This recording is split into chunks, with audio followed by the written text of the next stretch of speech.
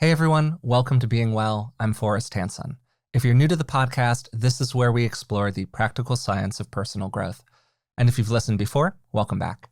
I'm joined as usual by Dr. Rick Hanson. Rick is a clinical psychologist, a best-selling author, and he's also my dad. So Dad, how are you doing today? I'm really good, Forrest, and I'm especially psyched to talk with a fellow podcaster and a seriously cool guy, Eric Zimmer. So I'm looking forward to this. Yeah, and this is actually a very cool episode of the podcast for me personally. Eric is the host of the One You Feed.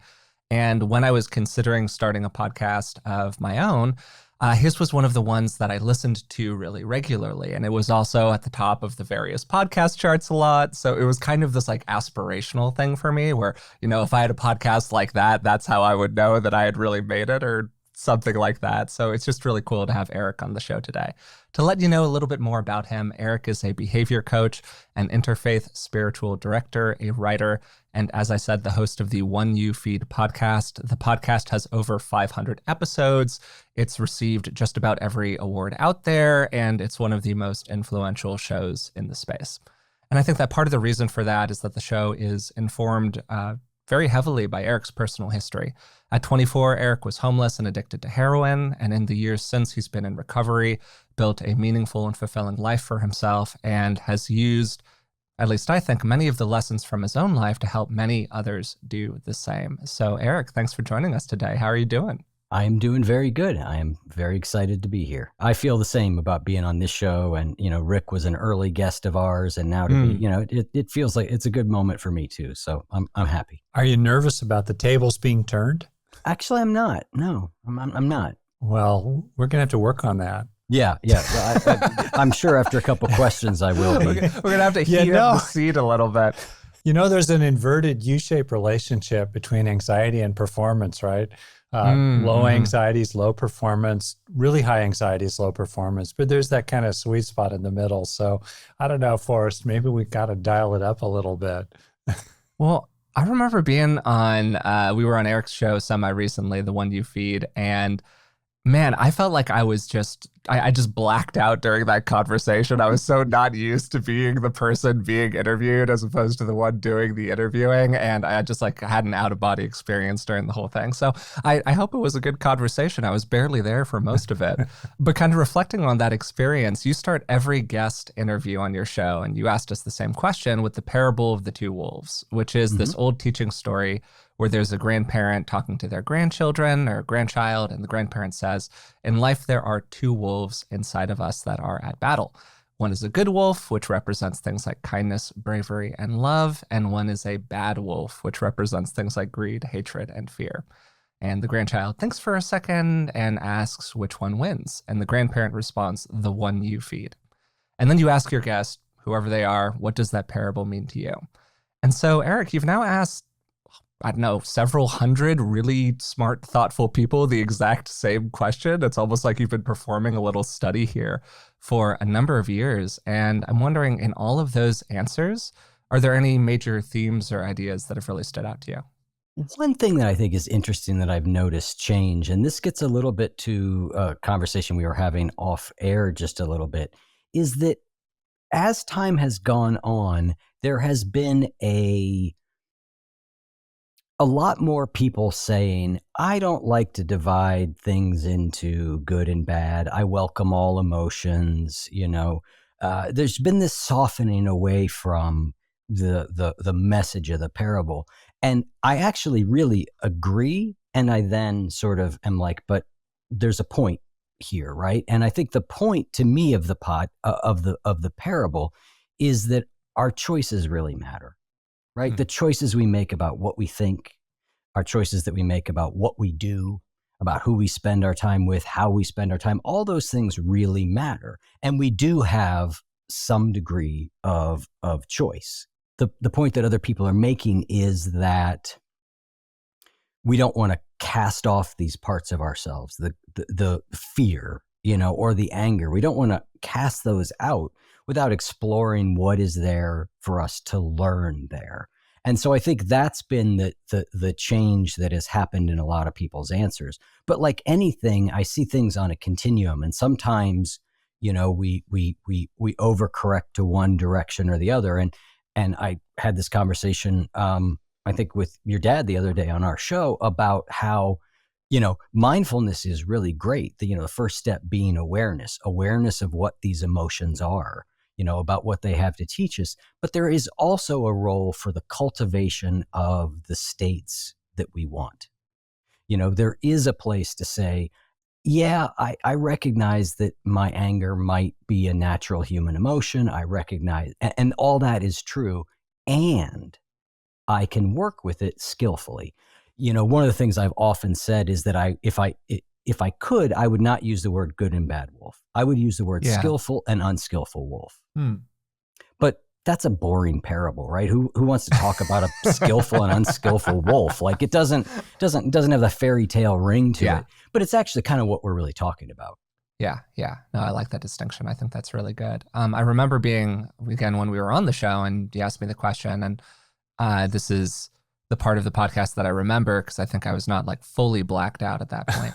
But all jokes aside, I think that what it brought up for me is the idea of like in internal family systems therapy, they have this idea of like no bad parts.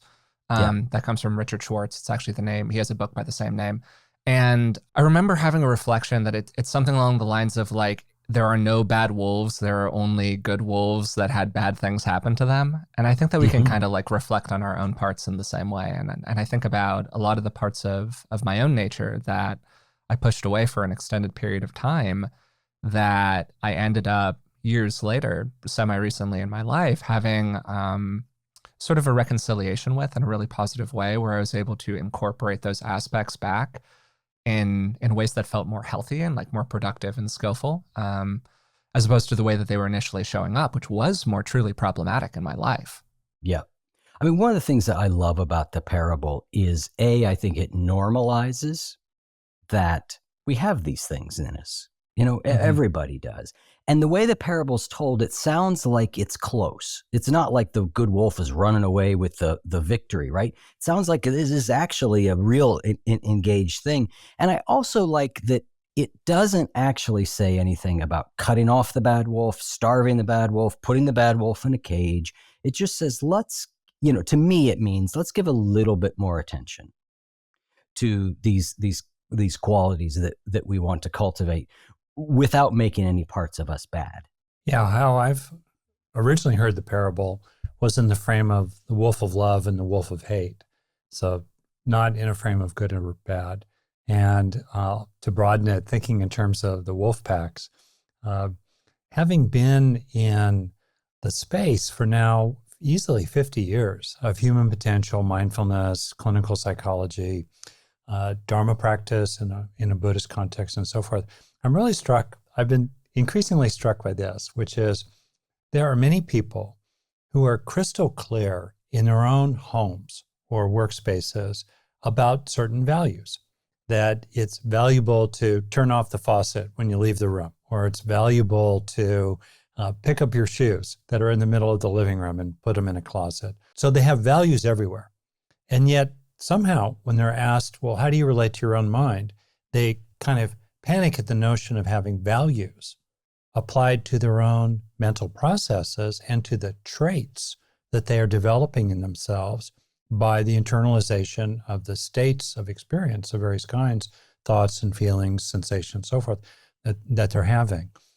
There's this weird disconnect. Similarly, these are people who just take it for granted that it's appropriate to seek to act effectively in their home, to stack the dishes in a useful way, to take food that's starting to rot and, help it out the door. And yet again, the notion of taking effective action inside their own mind seems to be categorically anathema for some reason. And I find all that really weird and unfortunate because the same, to me, principles apply in inner as well as outer. Yeah, we can value certain things without hating or rejecting or exiling what we don't value so much. And we can also cultivate skillfulness inside our own minds and take effective action there. They're not categorically distinct from each other. I agree. Yeah. It is this core idea that I think is, is it how do we cultivate certain values? Yeah. Again, without doing the repression, without doing the spiritual bypass, without doing the pushing these parts of us away.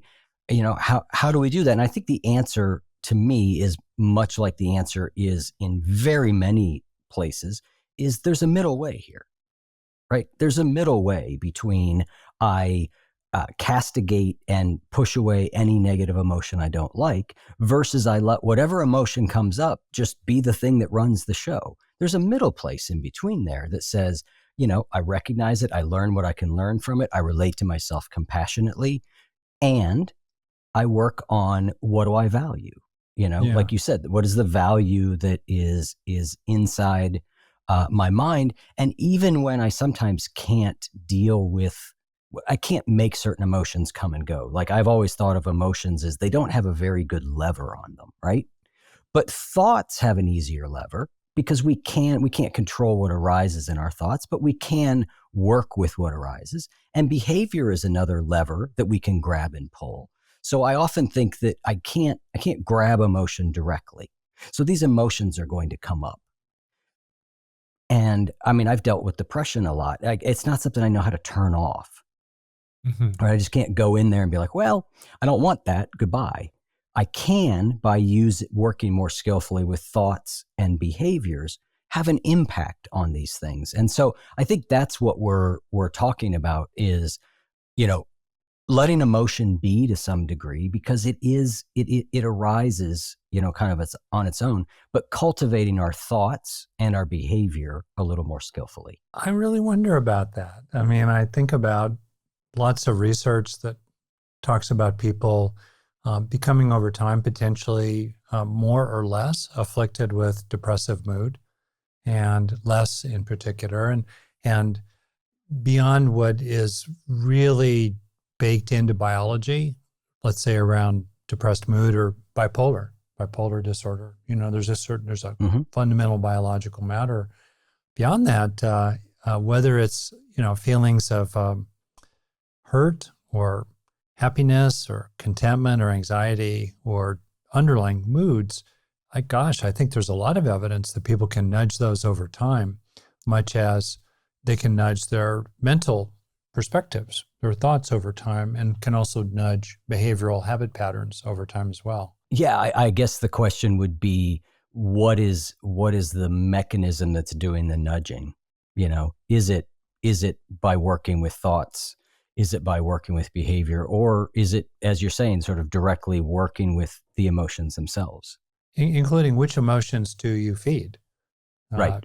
Right. Yeah, exactly. This is something I've been really thinking about a lot recently. And maybe one way to talk about what I think you guys are both saying is the movement that we have from like awareness of the way we are into how do we change that in some way that we want to change it, right? Which is like the fundamental question that we really explore on our podcast. And one of the big questions, definitely, Eric, that you explore on yours as well. And the way that I've been thinking about it recently is that change happens in kind of like a 3-stage process. In the first stage, you have insight. You have some awareness about what's going on inside of you or inside of the other person. Like, it's really hard to change if you don't have some level of self-awareness. And I think that many people have more self-awareness than they kind of give themselves credit for. If you ask somebody, like, hey, what's it like being you, to use a classic Rick therapeutic joining question, then they're often really able to take a step back and go, oh, I have these behaviors that aren't really serving me anymore. And oh, here are my strengths. And actually a lot of insight. And the problem most of the time is the movement into action, right? And so like, what gets us to move into action? And the more that I've sort of asked myself that question, the more that I've bumped into just the idea of acceptance. And acceptance shows up in a lot of different ways. Because I think that like a lot of the time we have an insight and then we ping pong about it. Classic example is with things like alcoholism and other forms of substance addiction, where you ask somebody and in a moment of honesty with themselves, they say, yeah, I'm an alcoholic. And then a week later, you ask them, oh, how's that going for you? And they go, well, I'm not sure that I'm an alcoholic. That was just kind of a moment. And I really think that I can move into having a positive relationship with this thing where I can be more moderate in my consumption instead of going to zero. And And you just go through these cycles of like insight followed by not full acceptance. And so I wonder with like the changing the emotional aspect of it, if part of it is like fully accepting the emotion itself, just like as the truth of your experience before you're able to move into these forms of like the manipulation of it. So that was a little bit of a monologue, but what do you guys think about that?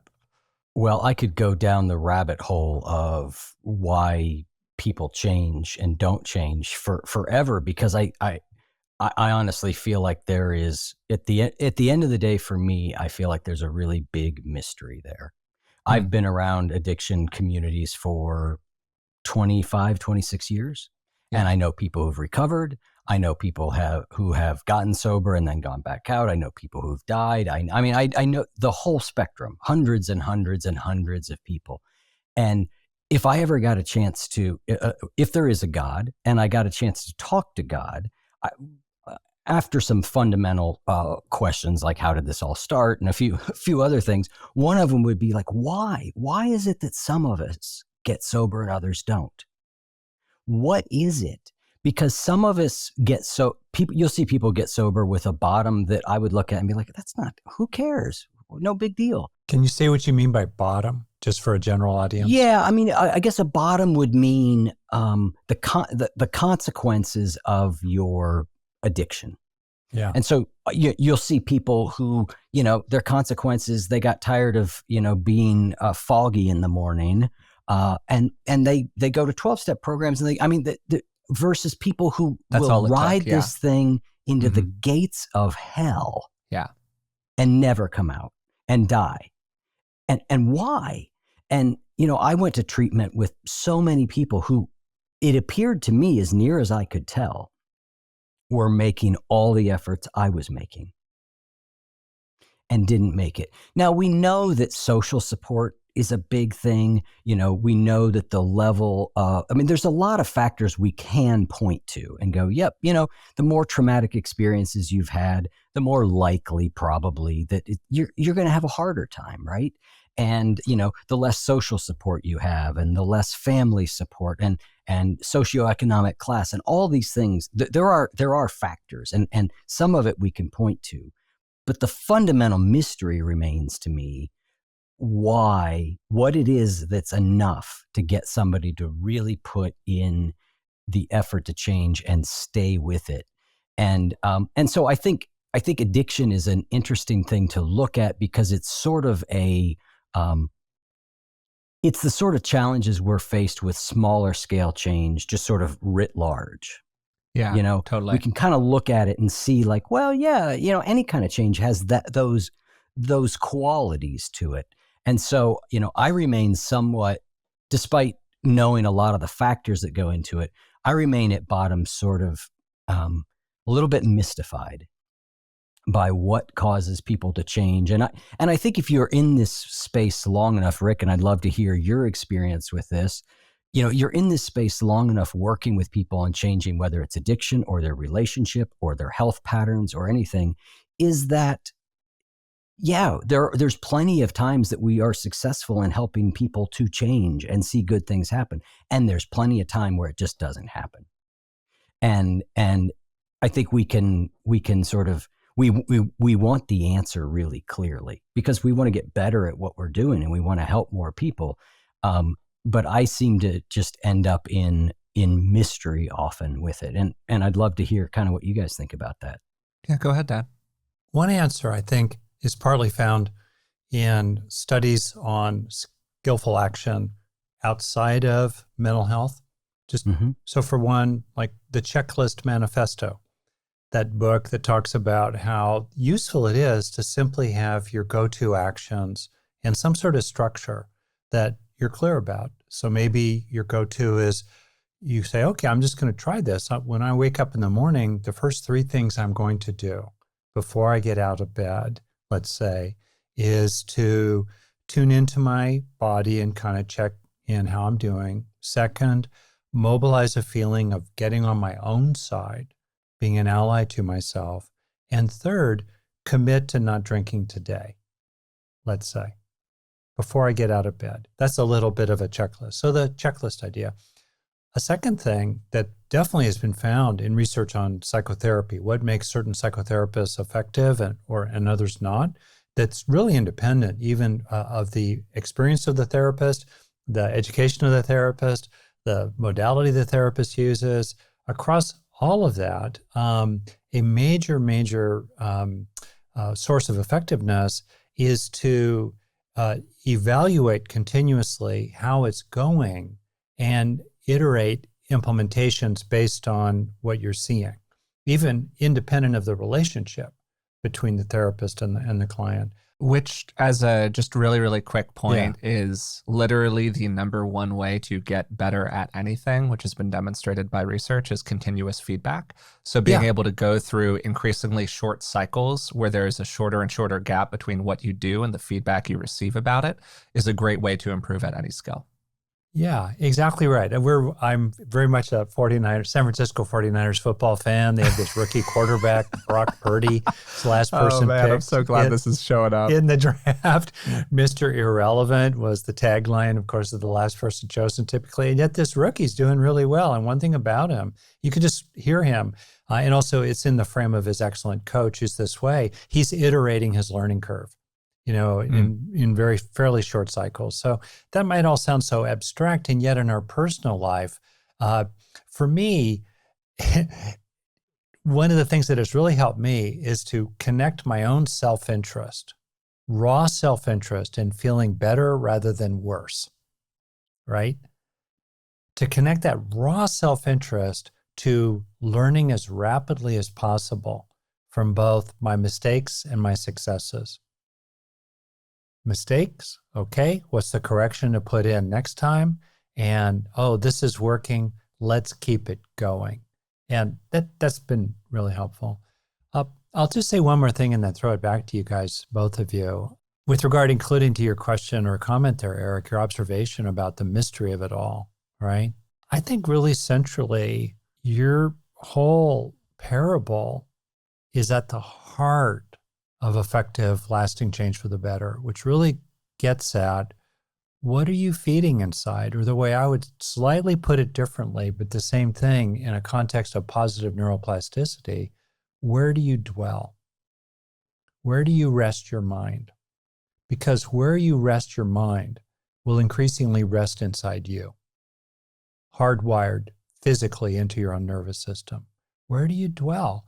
And I think there is a volitional process here. There's the role of the will in small ways where we watch ourselves dwelling in just beating ourselves up or resenting another person or fantasizing how great that beer will be. Oh, just one beer.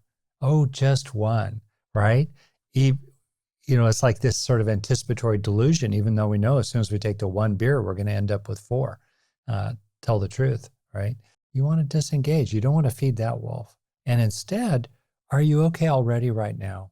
Do you really need that beer? Is there gratitude right now? Is there a connection right now?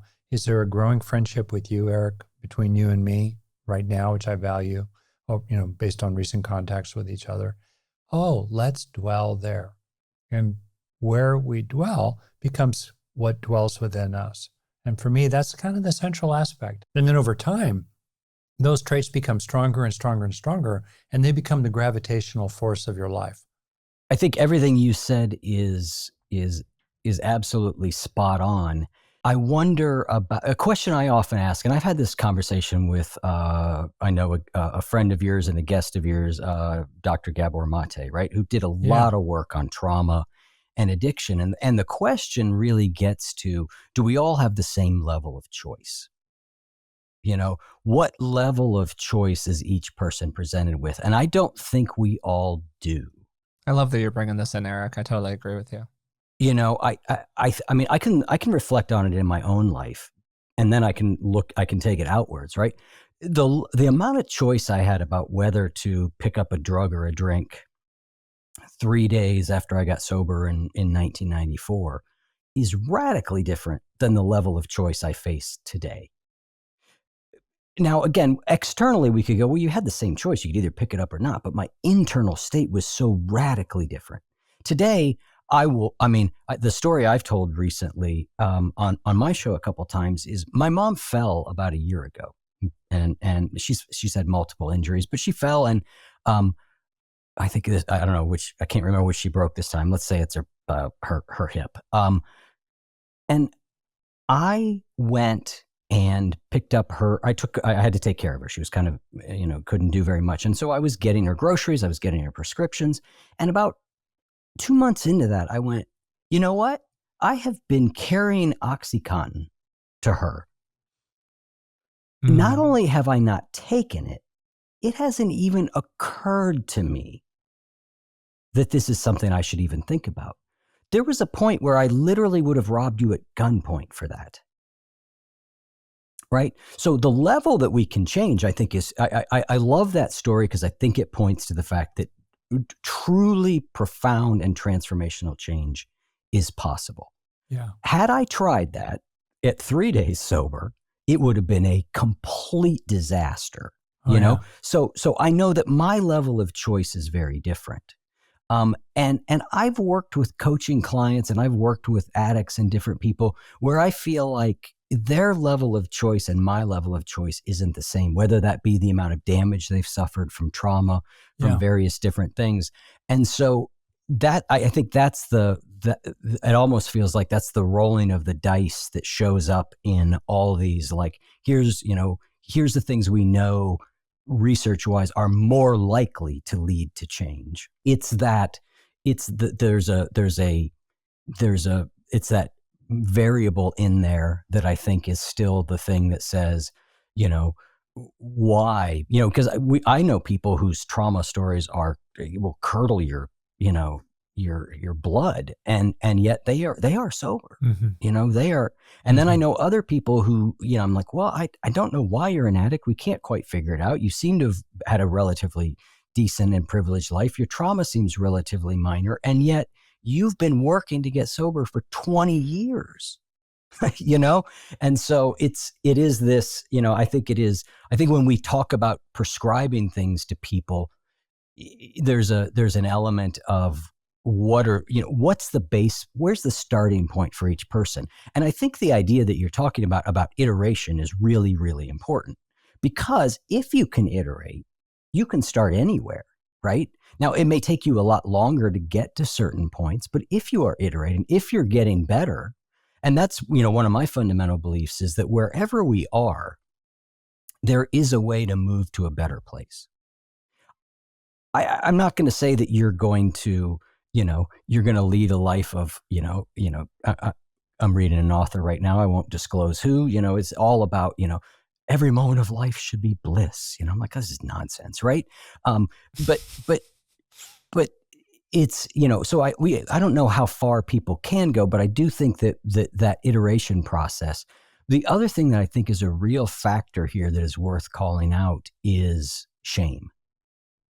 Because iteration means ability to look at your mistakes, admit your mistakes, and keep coming back to the source of help. Yeah. And there are a lot of people where the shame is so deep that the mistake means I have to run and hide.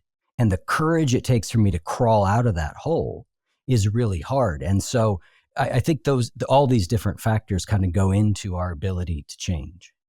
Yeah, I love what you're saying here, Eric, and I pretty much totally agree with you. And the shame aspect at the end, I think, is a huge part of this whole thing, and is probably an under-discussed part of it, because I think that shame often keeps people on the path that they're on, because the pain of admission, the admission of guilt for whatever past behavior that was problematic, that is generating the shame, almost forces somebody into deeper contact with that shame, and that can be a huge impediment to change. And then inside of all of this, I think that we're having almost a little bit of like a determinism conversation, like a little tiny bit. And what I mean by that is there's a question here, which is like, how much agency does a person have? How much control do we have over our behavior? And when people are higher agency, like you're talking about being more at choice, as you were able to make these changes over time, you were able to come into more agency, and you could apply this kind of more top-down behavior change-oriented stuff. To give an example here, CBT, cognitive behavioral therapy, is a radically effective intervention for a certain population. But it tends to be a bit less effective for people who, for example, had a lot of traumatic experiences early on in life. Because literally the cortical structures that are involved in that kind of top-down processing didn't have an opportunity to develop in the same way as somebody who's just like purely neurotypical, did not have those painful experiences early on. So CBT tends to be a little bit less effective for those traumatized populations. So when you have people who are a little like lower agency in terms of their ability to like make those active choices, that doesn't mean that there aren't interventions, but it does mean that the interventions are different. Like this is why people, I'm forgetting the name for them. Maybe you can help me out here, Eric. This is why people effectively like go away when they're serious addicts and they enter a program where they are like forced to be separated from these choices for a while because they cannot make healthy choices for themselves. So maybe that's a way of thinking about it, that we become higher agency over time and we can take more of an active role. And then sometimes early on in the process, it's about removing choices from ourselves in ways large and small. And I'm wondering, what do you think about that? Well, it's interesting because I got sober twice, really. I mean, I had lots of mini attempts, but I got sober at 24 from heroin addiction. And I went the full treatment, like 45 days of treatment. I got out. I was out for a little while, and then I went into a 6-month halfway house. Like I got I wanted as many choices removed from me as possible. Right? Yeah, that's exactly I wanted what to I'm give talking myself about. I wanted to give myself the very best chance I could have. And I stayed sober about 8 years, and then a variety of different things happened, and I started drinking again. I didn't go back to heroin, but I was drinking and marijuana, and then I had to get sober from that too. Because, it was, to me, it ended up being the same thing. I mean, the consequences were different because heroin is highly illegal and expensive, and, there's all kinds of problems with it. Whereas, you can buy booze anywhere, right? But inside I was every bit as sick. But the second time I didn't go to treatment, and I just went to like an AA meeting each day. And I have to say that there were a number of reasons. The second time was harder for me. And again, I think there's a variety. There's a number of different reasons why it was harder, but one of them was simply the level of care and support I was getting. Yeah. In the first instance, literally all I had to do and all I did every day was focus on recovery, focus on healing. Right? That was the center and the core of my life. And I didn't have lots of other distractions. The other time, I had a family, I had a job, I had a home to take. I mean, I had all these other things. So the amount of time that I was able to put on recovery was much smaller, and my support was much smaller, right? I had an hour a day where I was surrounded by supportive people, if I was lucky, versus I've got 10 hours a day of around supportive people. Now, luckily, that was enough for me, right? Luckily, it was enough in this case, but it was really, really difficult. And I'm not saying the first time wasn't difficult, but the second time felt way harder. And that was one of the big reasons, was simply the amount of support that I had. What do you think about all of this, Dad? Because I know that, you're much like me, you're very pro-agency, we have a lot of volitional control, like believing in the power of the individual to affect their life in positive ways. And part of what we're talking about here is like situations where maybe you don't have so much volitional control. And I'm just wondering what your reflections are on all of this. I think it's a really important topic. And I'm reflecting on, in effect, the intimacy within individuals, that 1% of you, let's say that, knows you should walk a higher road. And 99% of you is absolutely gravitationally pulled down that lower road. Kicking and screaming. Yeah. Yeah, totally. 100%. Yeah. And so, and I really appreciated what you said there, Eric, and pointed it out, because I think back on Nancy Reagan and Just Say No and the rest of that. And there are people who have the privilege, frankly, often socially constructed. They can just say no. And they have a life that is not beating them up every day. They're not carrying around in their nervous system and their bodies, a legacy of abuse, including related oftentimes to a growing up in poverty, targeted, with racism and all the rest of that. So absolutely.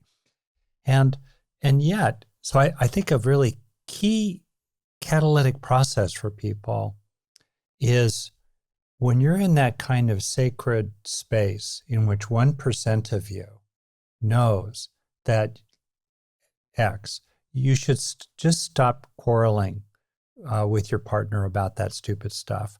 Or you should not be intense with your teenage kid. What can you do to feed that 1% so it becomes 2% over time? And then 3% and 4%, so that eventually there comes a kind of tipping point when the center of gravity of you is rested in something else.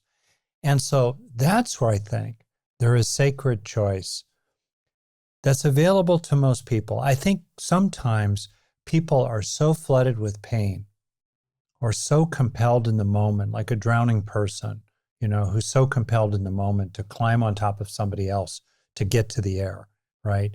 Where there isn't that existential capacity.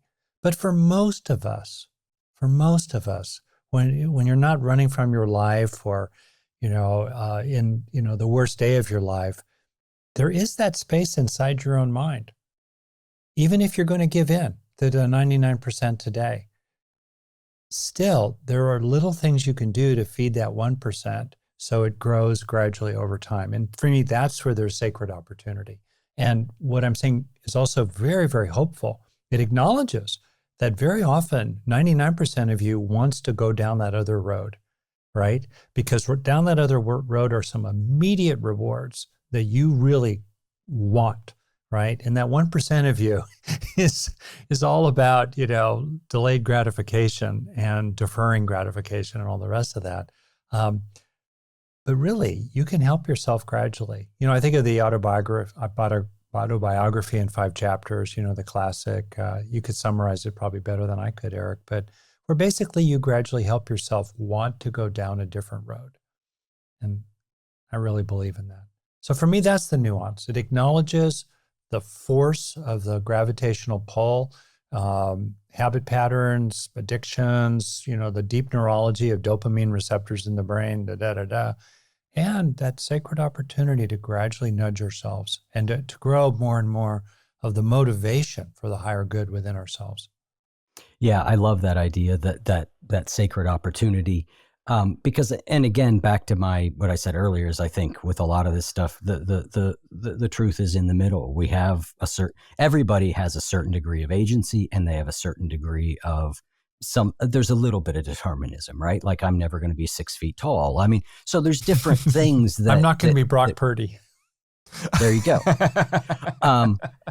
But I think that I often think about that when it comes, because I think sometimes our culture gets a little bit too like, you can be anything you want. I'm like, well, let's settle down. Like, take it down a notch. Like, no, not everybody can. But I think, Carol Dweck's work on the growth mindset is where I like to look at, which is that, let's say I love basketball. I am never going to play in the NBA, right? Like, it's just not going to happen, right? But that doesn't mean that I can't get way better at basketball. And I don't even know what my ceiling on basketball would be if I really devoted myself to it. And so I think that although we're talking about the ways in which we sometimes have determinism, or we have agency and we have less agency, it very rarely helps to think of ourselves as having less agency, right? Mm-hmm. It can be, I think it can be helpful in working with the shame a little bit to go, okay, I come by this honestly. Like, there's a reason why I am living and reacting the way I have up till now. Okay, it's not my fault, but it is my responsibility now, and I do have agency. Maybe not as much as other people in different situations, but I do have some. And cultivating that agency and believing in that agency is really important, because if you don't, there's nowhere to go. There's nowhere to go if you don't think you can change. So in addiction theory, well, let me say that again. In the addiction world that I grew up in for a long time, 12-step world, and I'm so glad it's diversified beyond that now, the idea was really about hitting a bottom. It was that consequences were what would get you sober. You have a bad enough consequences, you'll get sober.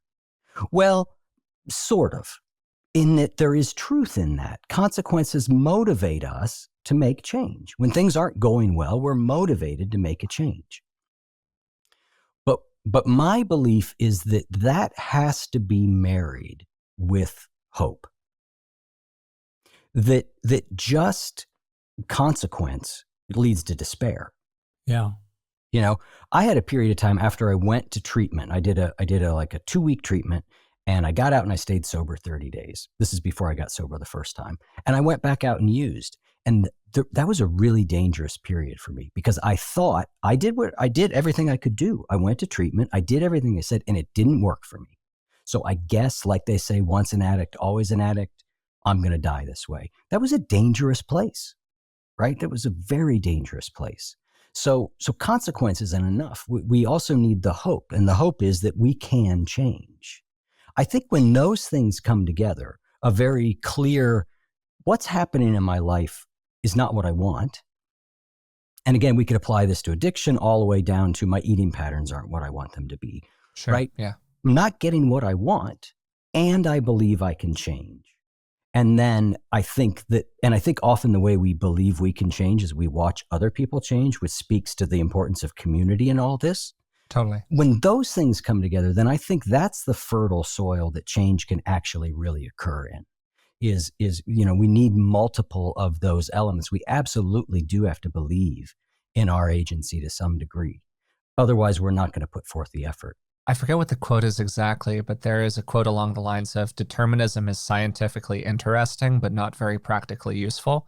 And that's how I tend to think about it myself. Like, it's very hard to argue against determinism scientifically, but like in my own life, if I just think, oh, it's all determined, what's the point? Then that's going to lead me down a certain kind of road in terms of my behavior. So I try to make a different choice when I'm given the option.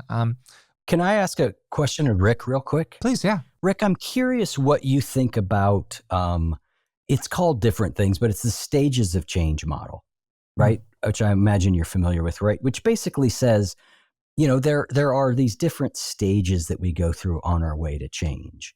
And we often think of change as being the action, but that there are stages before that. There's pre-contemplation, there's contemplation. And I think a little of this is what you were getting at when you said, well, 99% of me doesn't want to, but 1% of me does.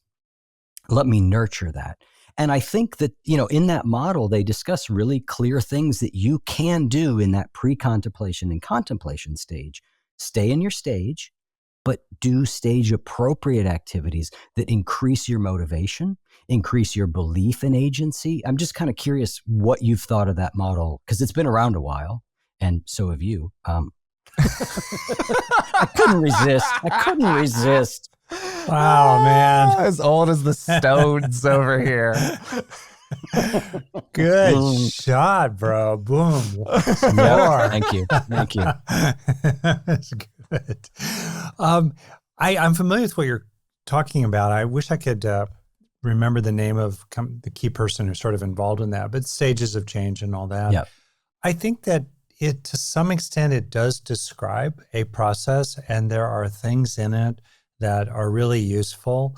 I think also from observation, there is sometimes mystery, especially around, for lack of a better term, sort of quantitative, incremental struggle, often with plateauing, koosh, release, breakthrough, and then new equilibrium. Mm-hmm. And then, and what prompts that release, that breakthrough?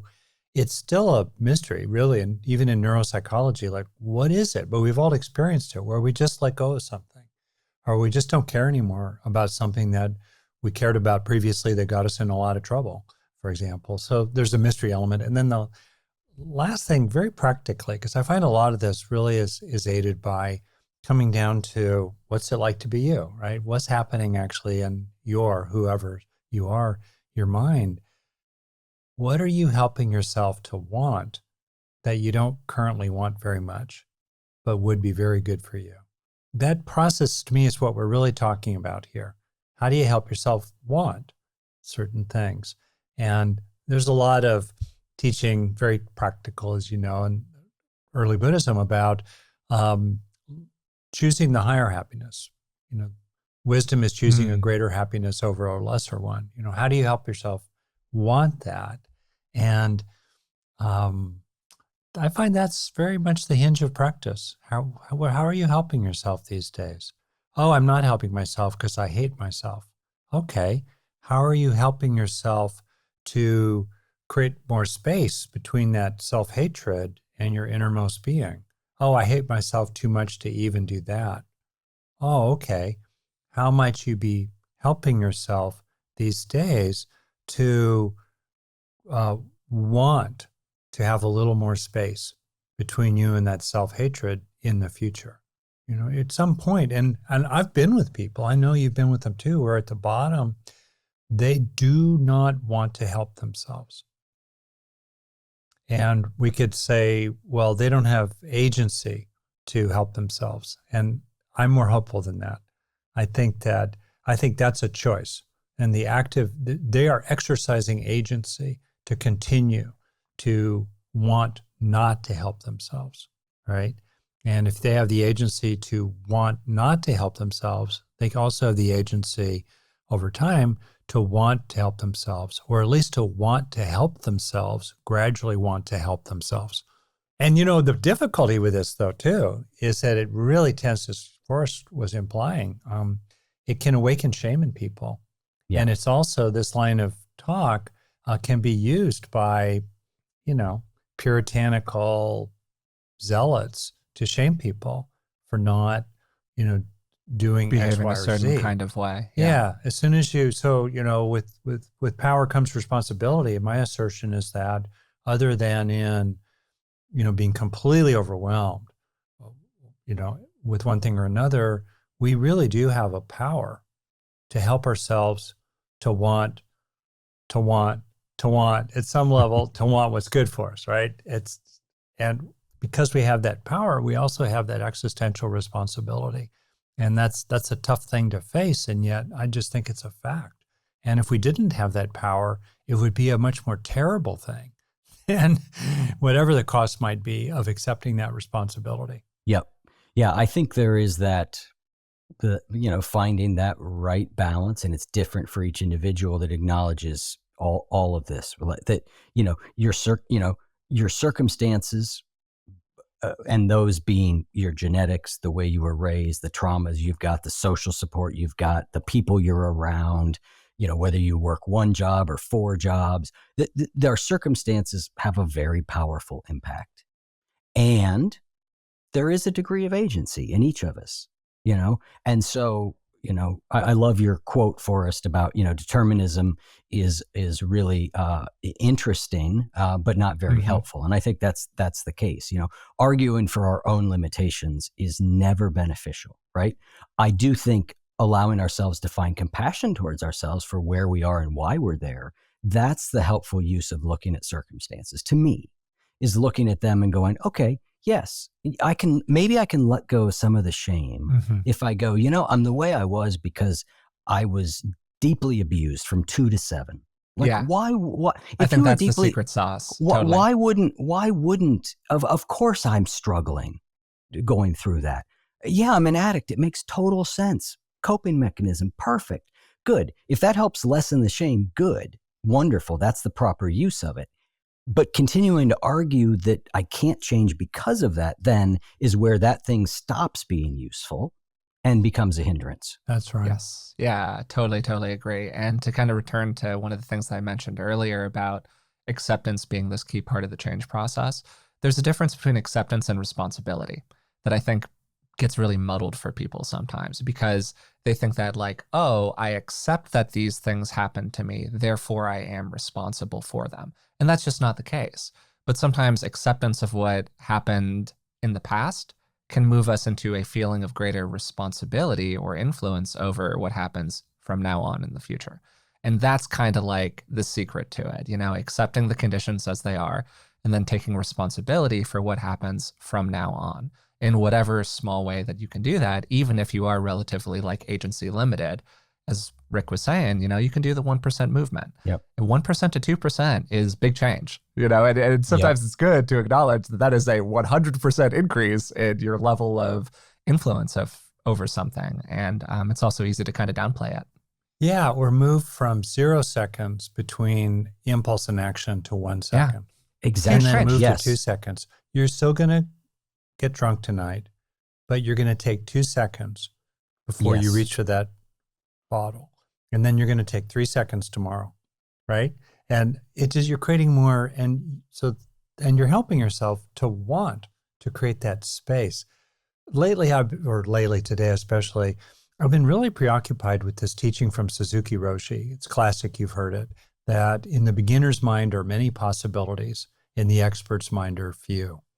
And I think about that foreclosure of possibility broadly, not just with so-called experts, who know everything. It's something like they know the price of everything, but the value of nothing. That classic line, right?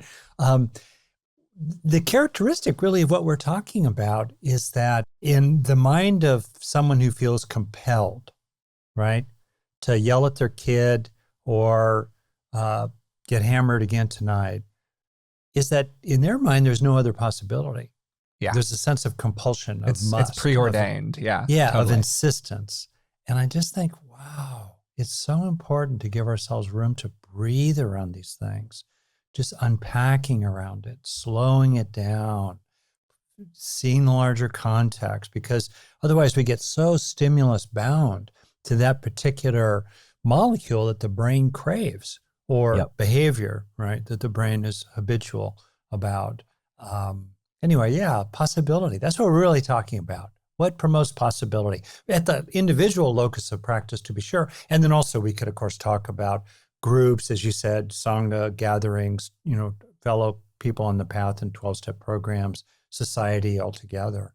What fosters wholesome possibilities and the capacity of individuals to make use of them? Yeah, as we're talking about this, it makes me think about the abstinence model of recovery, and I get at why abstinence as a goal is really, really helpful, because I've been in the trying to moderate phase, and I also know the further away I am from my drink, the better. So I get why we set that as really important. What that doesn't do, though, is it doesn't allow us to recognize progress. You're either 0 or you're 100, right? It doesn't recognize like, oh, I had 30 days sober. Yeah, I went out and used again, but boy, I had 30 days. One thing I do with certain people I know who are in addiction is I say, go get a jar and get marbles. And every day that you're sober, put a marble in. Yeah. You don't take it out when you have a day that you're not sober.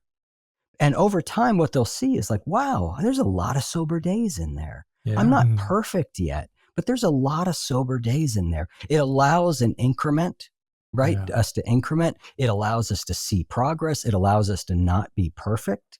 And I think that's one of the downsides to a model that says if you're either 100% successful or you're 0% successful. Because it doesn't allow for that. It doesn't allow for that fact that, like you said, if I went 2 hours tonight before I drank when I normally do it after 2 minutes, there's progress there. Yeah. I can build on that. Even though it's not where I want to be, it's not where I need to, it's not ultimately, but it is forward direction, forward progress. And we know, in addition to believing in agency is really important in our ability to change, so is seeing progress. Seeing progress, we go, okay, maybe I can do this. So I think that's, I often think about the abstinence model in that way, because that's where I came up, 12-step program, and it was like, if you were sober, you were great. And if you weren't, it didn't matter, like it didn't matter. You could have been sober 2 years. Well, you're just a drunk now because you took a drink. Well, you drank, but it's not like those 2 years of knowledge and wisdom are vanished. Yeah. But that's the way it's treated. I want to ask you about something that I sort of stumbled onto in a talk I gave last night for my sitting group online meditation program. So this is very fresh for me. And it's a very new kind of experience. To kind of cut to the chase about it, and you can do it with me right now, and anyone listening can do it. If you just sort of tune in to whatever your version is of an underlying upwelling in your being of awareness, and I focused last night on kind of love, a sort of a freely flowing lovingness broadly, a warm-heartedness, a basic goodwill, good intentions toward others. And so if you imagine this upwellingness of kind of goodness of some various kinds in yourself, and imagine it like upwelling and spreading, what I started to do was imagine that this innate goodness and lovingness was spreading through parts of myself that felt ashamed or were mean or were addictive. I had a grandfather who's an alcoholic. I have a brain that really likes those molecules. So I had to really watch that. And it was actually really powerful for me. I know you have a quite spiritual background, Eric, and I just and people don't have to relate to this spiritually, it's just more psychological actually, that this upwelling of goodness, of lovingness, of awareness is flowing through all parts of yourself. All the wolves are being washed by this upwelling. Right? I don't know. For me, it really had a sweet impact, and it's been quite healing, actually. I want to run that by you both. I find practices like that, which we'll just call them psychological, spiritual practices like that, really interesting, because there are times that I'll do an exercise like that, and there's a really profound, like you're describing, something really profound happens, And then there are other times I'll do the same exercise and I'll be like, nothing. Like it just didn't, and so there are these moments where for whatever reason, there's a receptivity. And I don't know that it's one that I think we can cultivate it, but it seems to be, I don't love the term grace, because it implies something I don't understand maybe, but there are a lot of times where that sort of thing feels like grace to me. Like I was just given a gift here. I don't understand why. I don't understand how. And I think it's the old idea of like, well, certain practices won't lead to enlightenment, but, practice, enlightenment is an accident, but, practicing more often makes you accident prone, right? Like I think it's the same thing. The more often I open myself to practices that have the possibility of healing like that, the more often I'm likely to have those experiences and to be able to approach them as open-mindedly as I am capable of. And also recognizing, I think it's recognizing that what worked for me today may not work for me tomorrow, and something else that didn't used to work for me might work for me again, is, with practice, is to continue to approach that stuff in a really open-minded moment. And I love those moments where something happens, where there's a practice of imagining, certain different forms of light or different types of emotions or feelings, and something just beautiful emerges, So I think that's maybe why a lot of us do practice, is because, like you said, there's a lot of plateau. In spiritual practice, there's a lot of like, yeah, okay, kind of, doing what I got to do. And then there's these moments of like, whoa, like, oh, this is why I do this. For me, where I go to with a lot of this is it's a practice to an extent of self-compassion, is a way to think about it. Where you're having a feeling of positivity, support, kindness, innate goodness, pick your phrase, kind of seep into all of the nooks and crannies of your being, including extending a lot of understanding toward those parts of yourself that you might have entered into a more conflict-heavy relationship with at the moment, the 99% of you that really doesn't want to change right now, the bad wolf, to go back to the parable at the beginning. And it's a way of seeing and offering some internal support to those parts that you might be a little reticent to give right now in the more cognitive parts of your experience. Because in those more cognitive parts, those problematic aspects of personality are the things that are really keeping you tied to the rock of various behaviors that you evaluate as like literally destroying your life in some cases. So it's really hard to extend a lot of compassion to them in this kind of cognitive position. But maybe it's possible to extend some warmth and compassion from this more spacious, almost spiritually informed position. So that's how I think I interpret it myself. And I think that's a profoundly useful practice. Like, I think that the more that I bounce around and like learn this material, and I'm still relatively early in my development with it. I mean, we've been doing the podcast for 5 years now. And before then, of course, I was your kid. And so I bumped into a lot of these ideas. And, we had unique dinner table conversations growing up relative to probably 99% of the population. But still, I'm not formally trained in psychology or anything like that. But the more that I wander to a kind of third wave behavioral intervention-y stance, that kind of more acceptance and commitment therapy or IFS or DBT or these various modalities that are all about balancing self-acceptance with change, and how it's through the kind of tension between these two aspects, between like the 99% and the 1%, that we actually get better over time. And I think that practice is a really beautiful way to extend some compassion to the parts of ourselves that we might struggle to do that with. That's beautiful.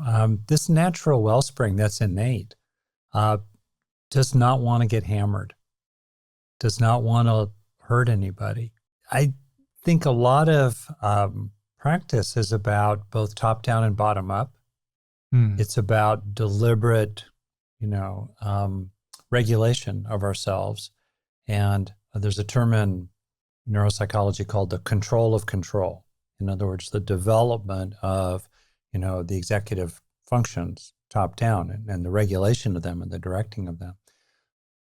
But maybe more and more, and the longer I do this, the more important I think it is to, in effect, start to experience and then surrender to innate goodness, the ongoing process of being that underlies all doing and is often obscured by it, and to give over to it increasingly, carried along by it, because it doesn't want to harm. I find for a lot of people who feel deeply ashamed, and I have a lot of history of inadequacy, feeling like defective, damaged, unwanted goods, and to realize that all along there was this inherent purity in the middle of it all, and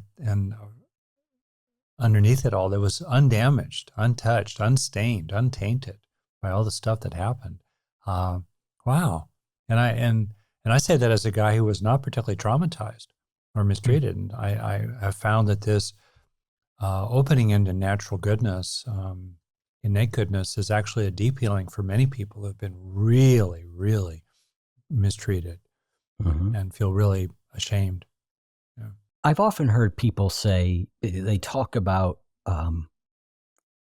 that innate goodness and that underlying, that there's this purity and love. And the skeptic in me wants to go, I don't know, like, is it really, look at the world, it's people are, it's the old argument of like, are we born good and then we go bad? Are we born bad? And then we, and all I know is that my experience has been when I'm able through various means and different ways to pull a lot of the junk out of the way, that what does seem to arise fairly clearly is love. Yeah, exactly. Is a basic goodness.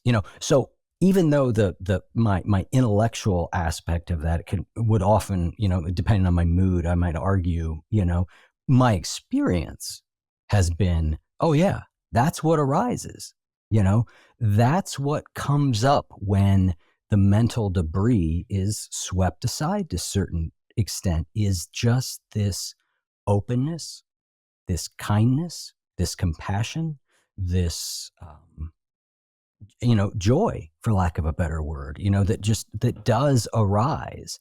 And so, yeah, I agree too. And I think the more that I'm able to touch into that, it makes me think of something. So I had a really, I've had several different experiences, but I had a really sort of overwhelming mystical experience. And this was not on drugs. This was just where I just had the classic, mystical experience of just suddenly oneness with everything, undivided and complete. And it was more than a second. It lasted for quite some time, and it did some really serious ego rearranging in me. Matter of fact, I changed in ways I've never gone back. That said, over time, those experiences sort of start to fade. And I was asking the spiritual teacher, Adyashanti, about this. And he said one of the most beautiful things I've ever heard. And he said, in essence, devote yourself to what remains of that.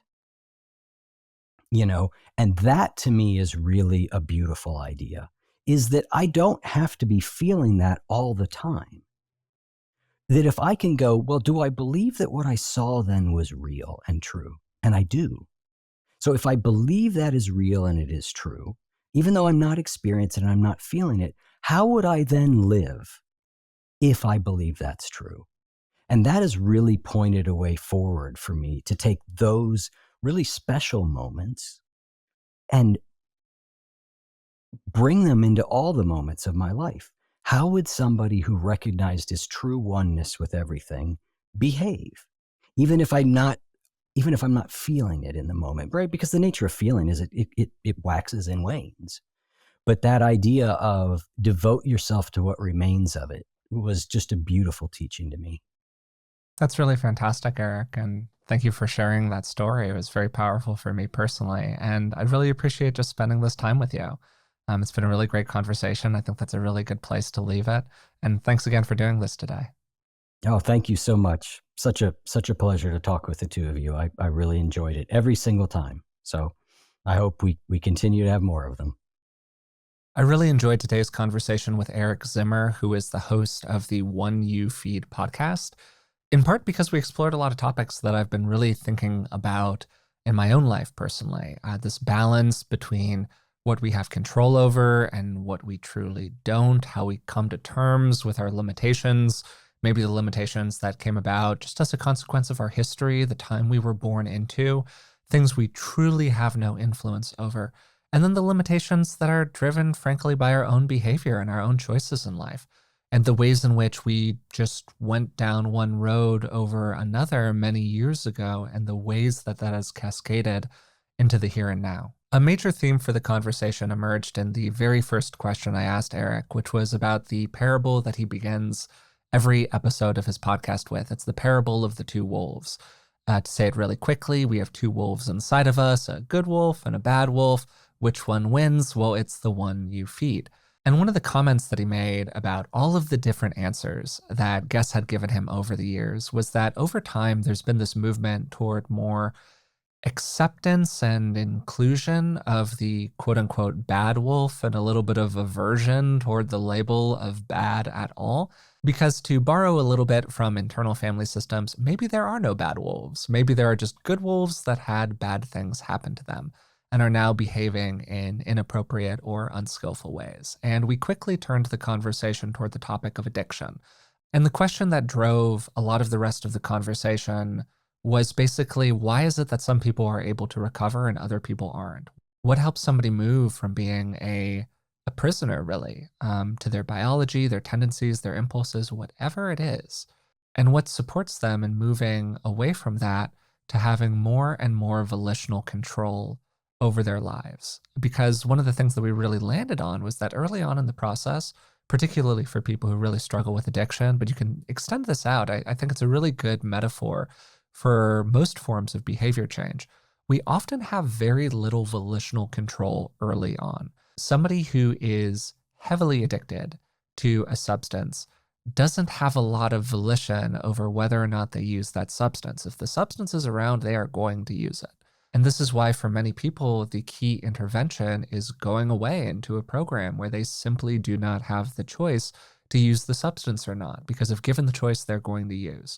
And that was one of the things that was really helpful for Eric individually. And then over time, assisted by all these other factors, a person is able to have more and more influence over their choices. And that got us into this whole conversation that we had about agency. How much agency do we have? How much influence do we really have over what we do? As you know, if you've listened to the podcast for a while, I am a big agency person, but there's also a balance there with understanding that we don't all have the same choices. The choices that are available to me in my life are extremely different from the choices that were available to Eric in his. And it's entirely possible that if you were somehow able to just like drop me into his life with all of my predetermined factors intact, like the nature of my biology, all of that stuff, I would have ended up making very similar choices to him, or at the very least would have made very different choices from the ones that I made in my life. And one of the things that came up for Rick several times throughout the conversation was the importance of giving yourself over to the 1% of you that knows really more than anything else what you should be doing right now. And that process isn't going to be perfect. It's just 1% of you. It's not going to drive all of your behavior, but there probably is a 1% that has a sense of what is truly best for you. So then how do you identify that 1%? And how do you ally it increasingly over time? And one of the things that I really liked that we talked about was not being a prisoner to all or nothing solutions.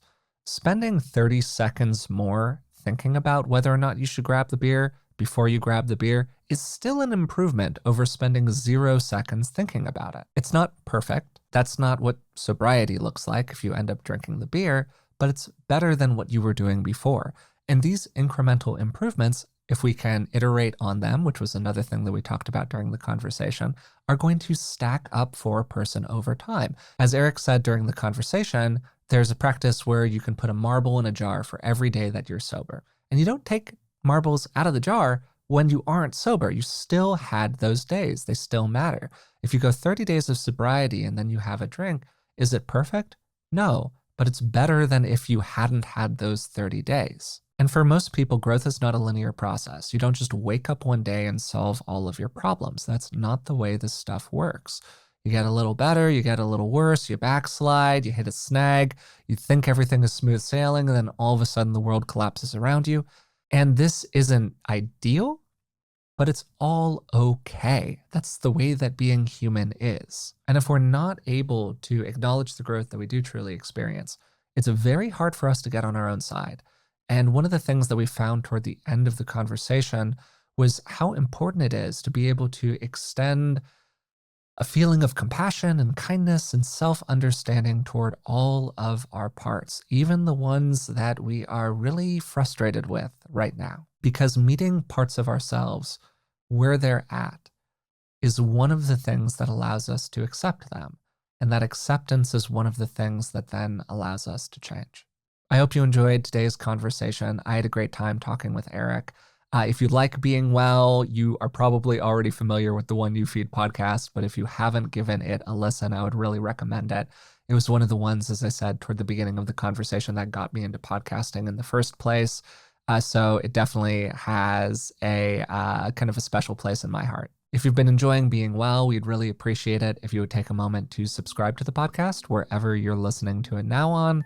And hey, you could even leave a rating, a positive review. That really helps us out. If you'd like to support us in other ways, you can find us on Patreon. It's patreon.com/beingwellpodcast.